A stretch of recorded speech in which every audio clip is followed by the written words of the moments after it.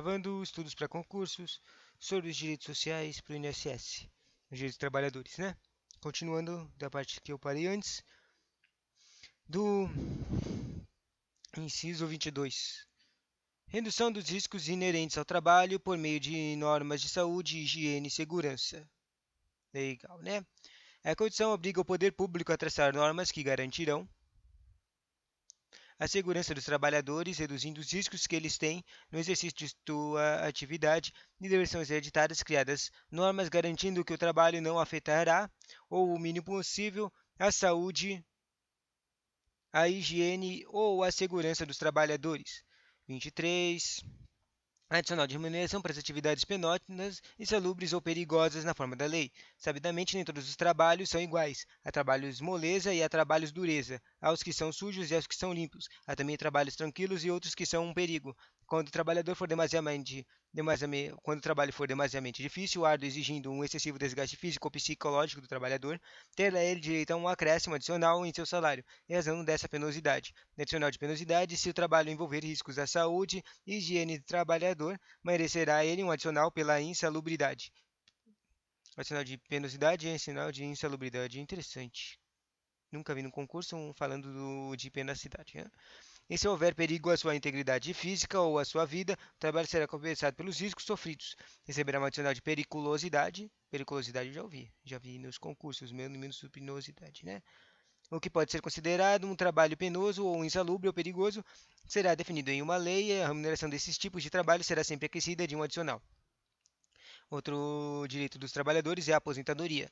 Nada mais justo que, depois de uma vida toda de trabalho, o trabalhador conquiste o direito de aguardar a morte com tranquilidade e repouso. A aposentadoria é o afastamento do trabalhador de seus serviços sem prejuízo de continuar ele recebendo seus vencimentos. Todo trabalhador terá direito a se aposentar. Ocorrerá sua aposentadoria de regra depois de haver ele trabalhado 35 anos ou a qualquer tempo se sofrer acidente ou doença de trabalho, tornando-se inválido, incapaz para continuar trabalhando. A Previdência Social responderá pelo pagamento dos salários do trabalhador aposentado, e nessa aposentadoria inclui-se também o 13º salário. Assistência gratuita aos filhos e dependentes, desde o nascimento até 5 anos de idade em creches e pré-escolas. A Constituição impõe aos poderes públicos a obrigação de dar a assistência gratuita a todos os filhos dependentes dos trabalhadores. Essa assistência é obrigatória até os 6 anos de idade e será prestada por intermédio de creches e pré-escolas. Assim, segundo a Constituição, deverá haver creches e pré-escolas para crianças que tenham até 6 anos de idade e gratuita. 24. Reconhecimento das convenções e acordos coletivos de trabalho. A Constituição dá força aos acordos e convenções da força. As convenções que as categorias profissionais firmarem com seus patrões, dessa forma será sempre reconhecida sua validade, tornando obrigatório o cumprimento de tudo o que for combinado entre patrões e empregados. Ressalta-se que as convenções e os acordos são coletivos, ou seja, firmados por toda uma categoria de trabalhadores, não apenas por algumas. Valendo para todos os trabalhadores da categoria, nesses acordos ou nas convenções, os empregados serão representados pelo sindicato profissional da categoria, sobre a proteção em face da automação na forma da lei.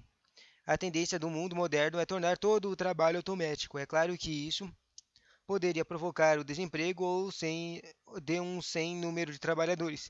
Preocupada com a possível crise social de desemprego que adviria dessa automatização, a Constituição obriga que seja feita uma lei em que será dada absoluta garantia aos trabalhadores de que, mesmo que as empresas sejam atomizadas, não perderão seu mercado de trabalho. Sobre o seguro contra acidentes de trabalho a cargo do empregador, sem excluir a indenização que este está obrigado quando incorrer em dolo ou culpa. Isso aqui é outro direito, né? Os acidentes são comuns na atividade de trabalho. Muitas vezes o patrão é pobre, nem tem como indenizar o trabalhador infortunado. Por isso, a Constituição dá a todos os trabalhadores o direito de se protegerem contra acidentes de trabalho, obrigando que sejam eles assegurados. Esse seguro, que será pago ao trabalhador em caso de se acidentar, tem um preço, chama-se de prêmio. Prêmio? O custo desse seguro-prêmio será pago pelo empregador, que é o próprio patrão. Este é, entretanto, não livre o patrão da responsabilidade de pagar uma indenização ao empregado, só que essa segunda indenização só será devida se o patrão tiver culpa pela ocorrência do acidente, ou se foi seu provocador direto agindo com dolo intenção. Ação. Sobre outro direito é a ação quanto a créditos resultantes das relações de trabalho, com prazo prescricional de 5 anos para os trabalhadores urbanos e rurais, até o limite de 2 anos após a extinção do contrato de trabalho. Já vimos que não existe no direito nenhum direito eterno. Todos os direitos devem ser exercitados dentro de um período. Só o titular do direito não ser o titular do direito não se movimentar para exigi-lo, depois de um prazo ele perde a exigibilidade desse direito. Quer dizer que não mais poderá ser cobrado esse direito. Outrora havia um tratamento diferenciado entre o trabalhador urbano e o rural. Aqui é a emenda constitucional número 28 pôs fim. O trabalhador rural era privilegiado, pois a prescrição para ele só começava após a extinção do contrato de trabalho, enquanto que o trabalhador urbano,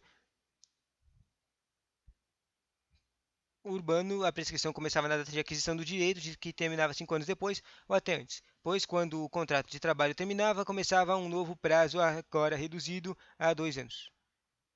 Na verdade, eu não estou entendendo por que, que é um problema ter um extra para o trabalhador rural, né? Tem mais problemas na coisa rural, né? Bom, também é difícil arranjar emprego no urbano.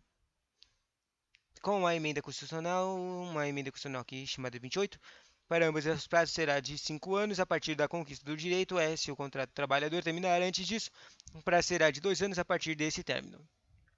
Assim, daqui para frente, seja rural ou urbano, o trabalhador terá ele no prazo de 5 anos para reclamar seus direitos trabalhistas, enquanto ele estiver trabalhando, enfim, se não recebeu o 13º salário em 1998, terá até o fim de 2003, 5 anos, para reclamar o pagamento desse seu direito. Se, porém, já deixou de trabalhar para aquele patrão, então tal prazo será menor e será apenas 2 anos, a contar dessa data em que o término do contrato foi mandado embora ou pediu a conta. Em 2002 já estará prescrito seu direito, não mais em 2003. Se o direito trabalhista não for reclamado, nesse prazo não mais poderá ser. Sobre próximo direito, sobre a proibição da diferença de salário do exercício de funções dos critérios de admissão por motivo de sexo, idade, cor ou estado civil. Para a Constituição, todos os trabalhadores são iguais, não há diferença entre o homem e mulher, nem entre o velho e o jovem, e nem entre o branco e o preto, o vermelho e o amarelo, e nem entre o casado e o solteiro. Todos quantos desempenharem atividades iguais, atividade igual, tá? Deverão receber salários iguais. Nem poderá haver preferência na admissão pelo fato de ser homem ou mulher. Claro que essa igualdade não é absoluta. Não é absoluta. São preservadas todas as diferenças pessoais. Quem trabalha há mais tempo ou está num estágio mais evoluído da carreira, naturalmente poderá ganhar um pouco mais. Assim, as vantagens pessoais não contradizem a igualdade de salários imposta pela Constituição. Outro direito é a proibição de qualquer discriminação tocante a salário e critérios de admissão do trabalhador portador de deficiência. Procura-se, com esse direito social, garantir aos deficientes físico e mental. A Constituição não distingue esses deficientes físico ou mental, impedindo que sejam eles discriminados apenas porque portadores de alguma deficiência. Assim, se um deficiente demonstra habilidade para o serviço, seja sendo aprovado num concurso ou mostrando-se superior numa prova, deverá ele ser admitido, não podendo ser barrado por outro candidato apenas porque este não tem o defeito que aquele o tem. Essa discriminação, sem dúvida alguma, é odiosa e deve ser proibida para a admissão de trabalhador que importa a sua capacidade laboriosa para aquele trabalho e não sua aparência ou a definição ou deficiência, que não se refere à atividade para a qual será contratado.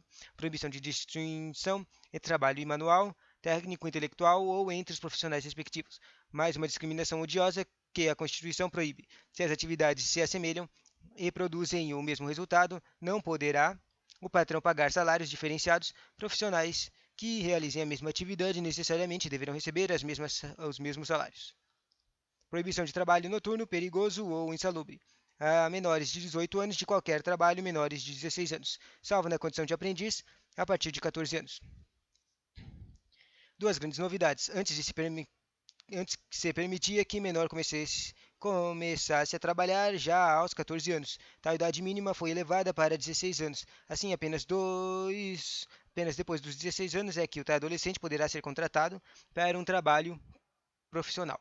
Antes, se a referência a trabalho não é emprego, de adolescente com menos de 16 anos não pode ser contratado, nem para um serviço eventual, nem para um isolado e rápido trabalho, nem, por exemplo, para apenas cortar a grama do jardim do vizinho e nem apenas para colocar uma antena na TV do telhado, etc., já que a proibição não se restringe à construção à contratação empregatícia, mas a qualquer trabalho. E também havia uma idade mínima para o menor aprender a trabalhar. O aprender. Agora, tipo, eu sei que eu treco aprender, mas agora que eu falei aprendizado, eu perdi a palavra do treco, né? Aprendiz, isso, aprendiz. Antes, o aprendizado podia começar antes de 14 anos, não mais que 12, segundo a lei. Com a reforma, somente depois dos 14 anos é que o menor poderá ser contratado como aprendiz. Mais uma vez, fica ressaltada a proibição de o menor trabalhar à noite, entre 22 horas e 5h30. E pouco importa se ele é um profissional ou se ainda é aprendiz. Todos quantos tenham menos de 22 anos de idade estão impedidos de cumprir jornada noturna, nem a jornada ordinária normal e nem em sistema de revezamento, nem a título provisório como hora extraordinária. Com a proibição do trabalho noturno ou do trabalho insalubre ou perigoso ao menor de 18 anos, visa a Constituição a proteger o menor, impedindo que ele seja explorado em trabalho superior às suas forças. Um menor é um ser humano não limiar da existência, ainda sem pleno desenvolvimento físico e mental. Deve ser poupado para que não se torne imprestável em breve tempo, por isso, a Constituição proíbe que os menores sejam usados em trabalho noturno demasiadamente desgastante, a sua necessidade de sono é normal, ou insalubre com riscos à saúde, ou perigoso com riscos à sua integridade física ou vida. E se ocorrerem um empregador se valer de um menor para jornada noturna, ou serviço insalubre ou em trabalho perigoso, não só sujeitará as penalidades administrativas dessa pessoa, autuado pela fiscalização do MP, do Ministério do Trabalho, como também terá que pagar ao menor os respectivos consectários salariais, adicional noturno ou de salubre ou periculosidade, conforme o caso. E se ocorrer, por exemplo, algum acidente ou dano à saúde física ou mental desse menor, que decorra da natureza da periculosidade do serviço, tal patrão ainda será responsável por indenização civil, sem prejuízo de previdência social, já que manifesta sua culpa civil com a infringência à proibição constitucional. Outro direito é o direito de igualdade de direitos entre o trabalhador com vínculo empregatício permanente e o trabalhador avulso. O trabalhador avulso é aquele que presta serviços temporariamente e a alguém, provisoriamente sem vínculo empregatício. A Constituição equipara-os. Dessa forma, o trabalhador avulso terá os mesmos direitos que o trabalhador permanente, receberá o 13º salário, férias, descanso semanal e remunerado, e etc. São asseguradas as categorias dos trabalhadores domésticos os direitos previstos no inciso 4, 6, 7, 8, 10, 13, 15, 16, 17, 18, 19, 21, 22, 24, 26, 30, 31 e 33, né? 4, 6, 7, 8, 10, 13, 14, 16, 17, 18, 19, 21, 22, 24, 26, 30, 31 e 33. Muito louco, né? Atendidas as condições estabelecidas em lei e observada a simplificação do cumprimento das obrigações tributárias, principais e assessorias decorrentes da relação de trabalho e suas peculiaridades imprevistos no inciso 1, 2, 3, 9. Peculiaridades os previstos nos incisos 1, 2, 3, 9, 12, 25 e 28, bem como a sua integração na Previdência Social. As conhecidas empregadas domésticas, agora por deposição constitucional, têm o direito a, e legal aqui, eles colocaram uma separação legalzinha entre os direitos, né? Bonitinho. Eu tenho que cortar isso aqui, porque não tem muitas dessas coisas nas apostilas, né? As conhecidas empregadas domésticas, agora, por disposição constitucional, têm direito a salário mínimo, irredutibilidade de salário, garantia de salário, 13º salário, proteção a salário, jornada de trabalho de 8 horas diárias e 44 horas semanais, repouso semanal remunerado, remuneração de serviço extraordinário, horas extras pagas com 50% adicional, férias mais um terço e licença maternidade de 120 dias. E licença paternidade também. Se for um caseiro ou doméstico, também tem direito a aviso prévio, tem direito à segurança no trabalho, tem direito à aposentadoria, tem direito à aplicação de convenções e acordos coletivos, tem também direito à igualdade salarial e tem direito à igualdade para o portador de deficiência. Também tem direito à proibição de trabalho noturno, perigoso ou insalubre a menores de 18 e de qualquer trabalho a menores de 16 anos, além de se filiarem ao sistema de previdência social.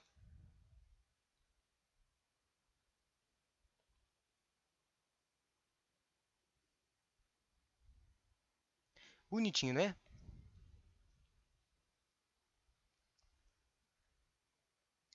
Tipo, né? Tem aquelas notícias toda hora de patroas loucas que ficam, fazem esses carinhas trabalharem como se fossem escravos, os domésticos que eles contratam.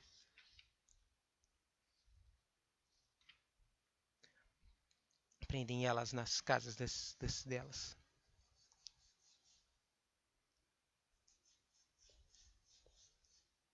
Próxima. Observe-se observe-se que, atendidas as condições estabelecidas em lei, observar a simplificação do cumprimento das obrigações do trabalho, aos domésticos também foi estendidas o direito à indenização no caso de despedida arbitrária, o seguro-desemprego, o FGTS, que é outra com 2, 3, 9, 12, 25, alguma coisa, remuneração de serviço noturno superior ao do diurno, salário família, pago em razão do dependente de trabalhadora, creche pré-escola, gratuitos aos filhos e dependentes do trabalhadora e seguro contra acidentes de trabalho, né? O primeiro fala os direitos de trabalhos normais e os direitos de garantia de proteção a essa pessoa, né? Segunda parte. Particularmente no que se refere a certos direitos que se subordinam a alguma contribuição ou do propósito do trabalhador doméstico ou mesmo o de empregador, caso típico do FGTS e do seguro-desemprego. O gozo desses direitos ainda depende da lei regular tais contribuições que ou são atuárias ou têm natureza tributária. Interessante essa diferenciação entre essa, essas contribuições atuárias e tributárias, né? Próximo artigo, artigo 8. É livre a associação profissional ou sindical observado o seguinte: a Constituição assegura a todos os trabalhadores o direito de se associarem a uma associação profissional ou a um sindicato. É importante lembrar que até bem pouco tempo alguns empregadores mandavam seus empregados embora quando sabiam que estes haviam se filiado a algum sindicato ou associação profissional da categoria. Mandavam seus empregados embora. Ah, eu tipo, não entendi direito o que estava escrito aqui, mas eles mandavam o empregado embora quando ele estava associado ao sindicato. Por quê? Porque o sindicato pode proteger, ele tem a prerrogativa de proteger esse empregado de coisas tipo despedida arbitrária, assim, né? A lei não poderá exigir autorização do Estado para a fundação de sindicato ressalvado o registro no órgão competente, vedadas ao poder público a interferência e a intervenção na organização sindical. O fato de liberar a constituição ao funcionário de um sindicato sem qualquer autorização do governo traz a segurança de que o sindicato não será pressionado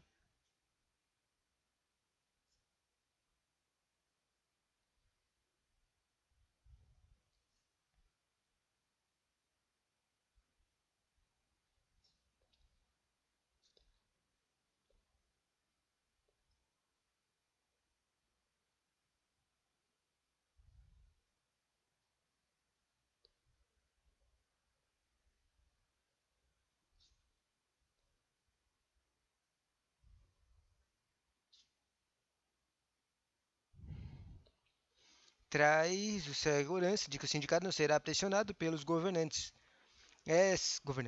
Esta independência do sindicato representa a certeza de que será ele intransigente na defesa dos interesses dos seus filiados. Os trabalhadores na categoria, esse é um instrumento de garantia da independência dos sindicatos, da repressão de intervenção do governo, que são as práticas tão odiosamente verificadas nos regimes militares.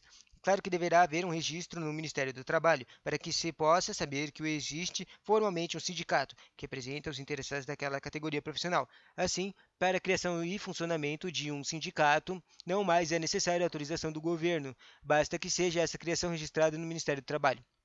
É verdade, a criação de mais de uma organização sindical, em qualquer grau, mais de uma, sabe? Mais de uma.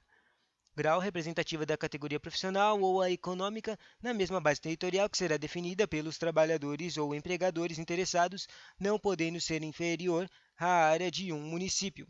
Só poderá haver um sindicato representando uma categoria profissional naquela região, por exemplo, se for fundado um sindicato dos escreventes da cartório do Poder Judiciário do Estado de São Paulo, não poderá ser fundado um outro sindicato para representar a mesma categoria. Claro que poderá ser fundado um sindicato dos escreventes do Poder Judiciário do Estado do Paraná, mas em São Paulo só aquele primeiro que pode ser feito e existir. No Paraná, só aquele segundo poderá existir, e assim sucessivamente. Como consequência, cada sindicato representará os trabalhadores de uma categoria profissional de uma determinada região, uma região, base territorial, que não poderá jamais ser inferior à área de um município.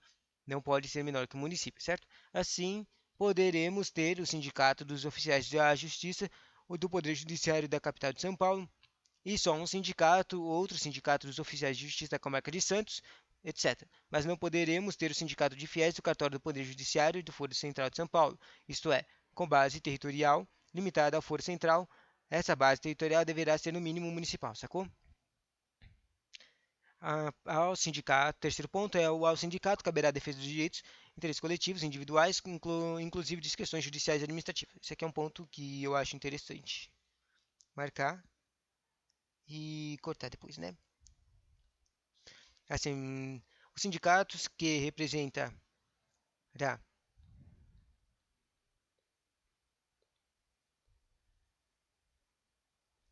defesa. O sindicato que representará os interesses da categoria, a coletividade de trabalho tratará os seus direitos junto aos tribunais, aos empregadores, etc., por intermédio do sindicato. É o sindicato que fará os acordos coletivos de trabalho ou negociará as convenções coletivas de trabalho, que beneficiarão a todos os trabalhadores da categoria. O sindicato, aliás, não apenas representará os interesses de todos os trabalhadores conjuntamente, como também os de cada trabalhador individualmente, tanto nas questões judiciais quanto nas administrativas. A Assembleia Geral fixará a contribuição que, em se tratando da categoria profissional, será descontada em folha para custeio do sistema confederativo da representação sindical, respectiva independente da contribuição prevista em lei. Interessante que a própria Assembleia essa lei geral que fixa a contribuição que tem que pagar, né? As pessoas que se filiam ao sindicato pagarão uma contribuição, que será fixada em Assembleia Geral do próprio sindicato. Esse dinheiro será destinado ao custeio do sistema confederativo dos sindicatos, o sindicato dos sindicatos. É outro assim, como sabemos,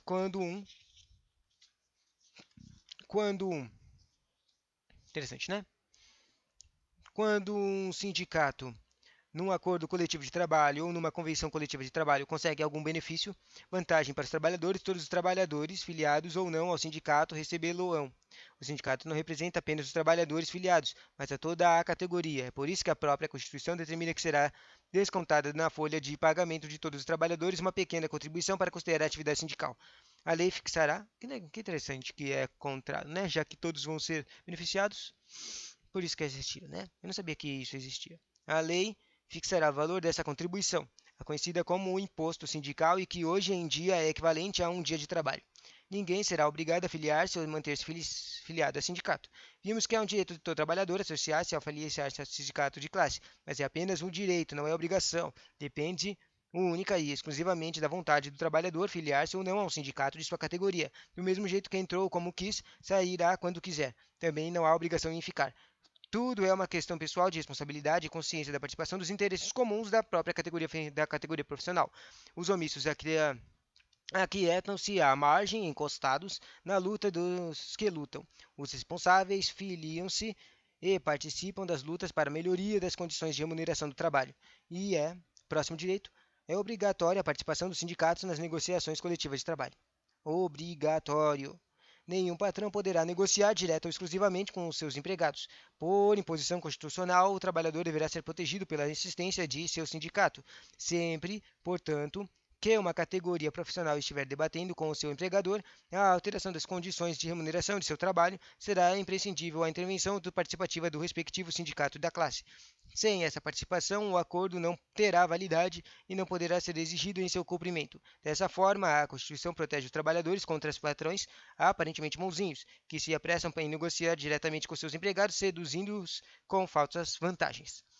O aposentado filiado tem direito a votar e ser votado nas organizações sindicais. Hoje, o aposentado tem direito às mesmas vantagens de sua categoria profissional obtiver. O aposentado não é um marginal, há de ser ativo em tudo o que a concerne aos interesses da sua categoria, nada mais justo. Portanto, que participe ele ativamente das lutas que melhoria dessas condições e remunerações do trabalho de sua categoria, até porque é o direito do seu interesse. Por essa razão, a Constituição conferiu ao aposentado o direito de participar da atividade sindical, tanto votando como sendo votado, eleito a qualquer cargo de diretoria. É vedada a dispensa dos empregados sindicalizados a partir do registro da candidatura. Essa aqui é uma coisa que os professores falam bastante, então eu vou marcar para cortar isso aqui.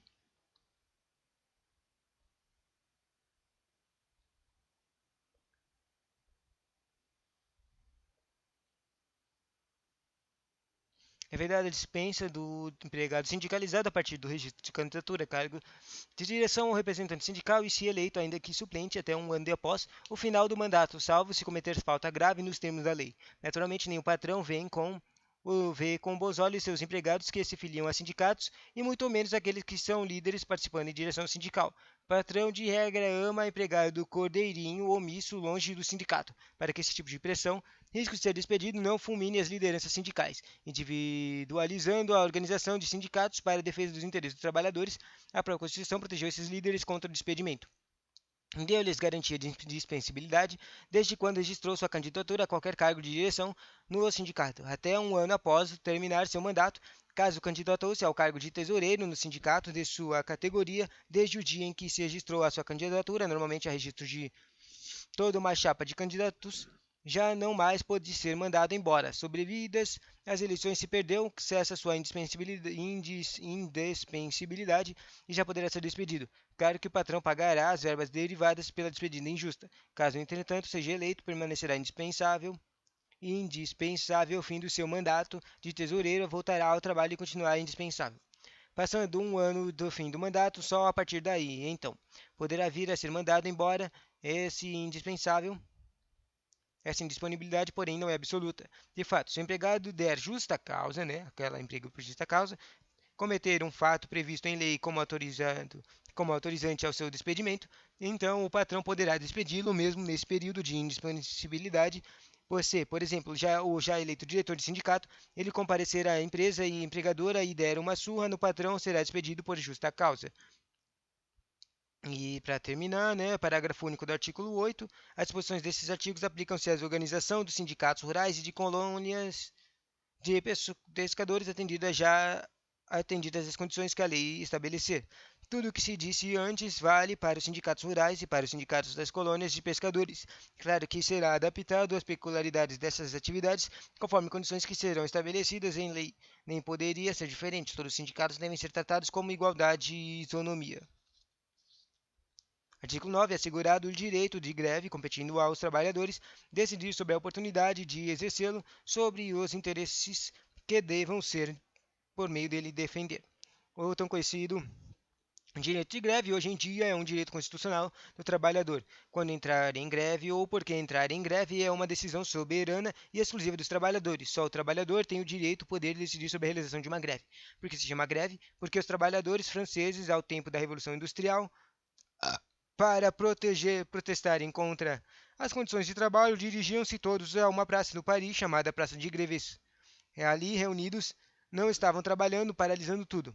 Ir à praça de greve significa parar de trabalhar. Daí, nome fazer greve. Interessante esse teco de nome. A lei definirá os serviços ou as atividades essenciais, disporá sobre o atendimento das necessidades inadiáveis da comunidade, né? Porque se fazer uma greve, mas for de um carinhas que são indispensáveis à comunidade, eles têm que marcar que esses caras não podem fazer greve, que é tipo assim, eles podem fazer greve, mas eles têm que colocar um mínimo especial, um mínimo para que essas coisas essenciais não parem de funcionar, né? Essa eu conheço. muito tem afligido de população, quando a greve é feita por categorias de trabalhos que em serviços fundamentais à convivência social. É evidente que trabalhadores de pronto-socorros ou de companhias de eletricidade ou telefônica podem expor a perigo toda a coletividade, caso realizem uma greve indiscriminada sem assegurar um mínimo de funcionamento desses serviços essenciais. Fora disso, seu poder de pressão via greve seria tamanho que a greve configuraria verdadeira chantagem contra a sociedade e assim obteriam toda a vantagem que desejassem, né? Tipo aquela dos caminhoneiros. Só que os caminhoneiros não foram isso, não são considerados desse jeito, né? Eu acho. Para evitar tais excessos em que apenas alguns trabalhadores se beneficiarem, enquanto todos os demais, afinal, em sociedade, os trabalhadores são a maioria mudante, se prejudicarem, a Constituição determinou que fosse feita uma lei para definir os limites das greves feitas por trabalhadores dessas atividades essenciais. Assim, foi criada a Lei de Greve. A Lei de Greve se chama Lei número 7783 de 89, que disciplina o exercício do direito de greve. Em seu artigo 11, obriga os sindicatos, os empregadores e os trabalhadores, de comum acordo, a garantir durante a greve a prestação de serviços indispensáveis ao atendimento das necessidades inadiáveis da comunidade. Veja quais são os serviços ou atividades essenciais segundo a lei de greve. Tratamento e abastecimento de água, produção e distribuição de energia elétrica, gás e combustíveis, assistência médica e hospitalar, distribuição e comercialização de medicamentos, alimentos, funerários, transporte coletivo, ou seja, ônibus não pode fazer, tem que ter o mínimo possível, né? Captação de tratamento de esgoto e lixo, telecomunicações, TV não pode fazer greve, né? Guarda, uso e controle de substâncias radioativas, equipamentos materiais nucleares, processamento de dados ligados a serviços essenciais, controle de tráfego aéreo e compensação bancária. Compensação bancária é interessante, né? Essa lei é válida apenas para atividade privada, pois ela mesmo ressalva para que os funcionários públicos ainda será editada uma lei complementar. Tal lei complementar, nos mesmos moldes, irá também definir os limites das greves, para que não haja abuso no exercício. Mas essa lei nunca foi feita, né? Não é bom esquecer ainda que toda greve pode ser julgada pela Justiça do Trabalho, se o TRT, né, Tribunal Regional de Trabalho, declarar a greve ilegal, o empregado que dela participar terá dado justa causa à rescisão de seu contrato de trabalho. Greve é lícita e válida, quando sem abuso e sem prejuízo a toda a comunidade. Afinal, a greve deve ser direcionada a pressionar o patrão, o empregador, e não a vítima, vitimar toda a população. Os abusos cometidos sujeitam-se às responsáveis às penas da lei, certo? É mais que justa a punição dos abusos se os médicos ou enfermeiros em greve fecharem um pronto-socorro ou uma UTI de um hospital, os impedirem que outros colegas prestem tais serviços. Justo será que respondam não apenas pelos prejuízos causados pagando pensão aos dependentes de algum defunto, como também indo para a cadeia. Valerá o mesmo raciocínio para os grevistas de todas as demais categorias de serviços essenciais de sua vida comunitária, né? E artigo 10, e depois termina com o artigo 11, certo? Quer dizer, não tem o artigo 11, então acaba com o artigo 10, né? Bonitinho.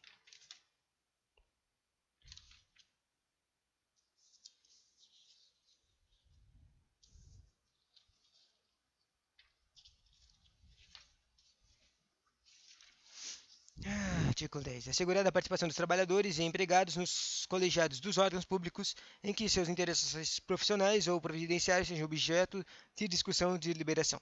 Este dispositivo é extremamente sadio, que é saudável. Possibilita que em todos os órgãos colegiados, aqueles compostos por várias pessoas, em que se discuta ou decida sobre interesse previdenciário ou de categorias profissionais, e haverá um representante dos empregados, isso não apenas facilitará o reconhecimento das questões com simpatia aos trabalhadores, e isso impedirá arranjos para prejudicá-los. Já é por isso que na Justiça de Trabalho há um vogal dos empregados no TRT e no TST, Tribunal Superior de Trabalho, a juízes classistas, representando os trabalhadores. Eba, terminou. Tchau. Deixa eu ver. There we go. Eba, acabou. Poses, fuxicos. Bochechas. Legal, né? Tchau.